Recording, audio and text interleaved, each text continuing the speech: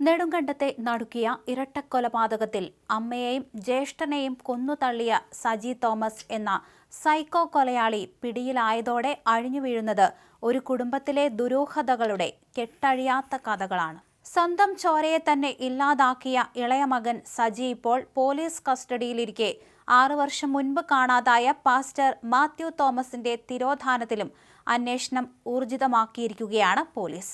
കൊല്ലപ്പെട്ട മേരിക്കുട്ടിയുടെ ഭർത്താവും പാസ്റ്ററുമായിരുന്ന മാത്യു തോമസിനെ 2018 മാർച്ച് 3-നാണ് കാണാതാകുന്നത്.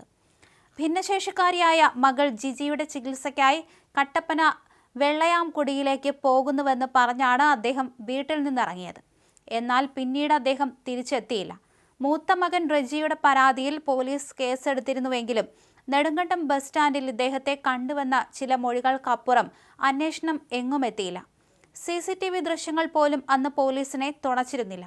ഇതോടെ തെളിവുകളില്ലാത്ത കേസ് ഫയലിൽ ഉറങ്ങുകയായിരുന്നു.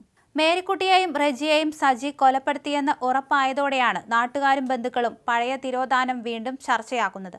അമ്മയെയും സഹോദരനെയും യാതൊരു ദയയുമില്ലാതെ കൊന്നുതള്ളാൻ മടിക്കാത്ത സജിക്ക് അച്ഛന്റെ കാര്യത്തിലും പങ്കുണ്ടോ എന്നാണ് ഇപ്പോൾ ഉയരുന്ന പ്രധാന ചോദ്യം. അച്ഛൻ മാത്യു തോമസിനെയും സജി തന്നെ അപായപ്പെടുത്തിയതാകാമെന്ന നിഗമനത്തിലാണ് നാട്ടുകാർ.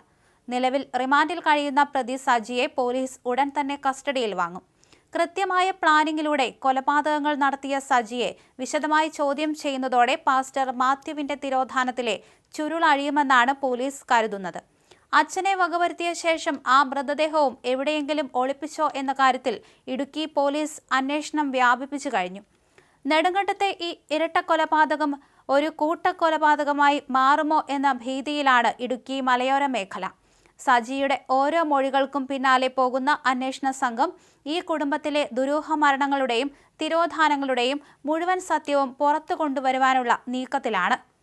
ഇവരുടെ പുരയിടത്തിൽ നിന്ന് കഴിഞ്ഞ ദിവസമാണ് ഇത്തരത്തിൽ ശരീരത്തിന്റെ ഭാഗം കിട്ടിയത്. പിന്നെ കുഴിച്ചു നോക്കിയപ്പോഴാണ് 2 മൃതദേഹങ്ങൾ കണ്ടെത്തിയത്.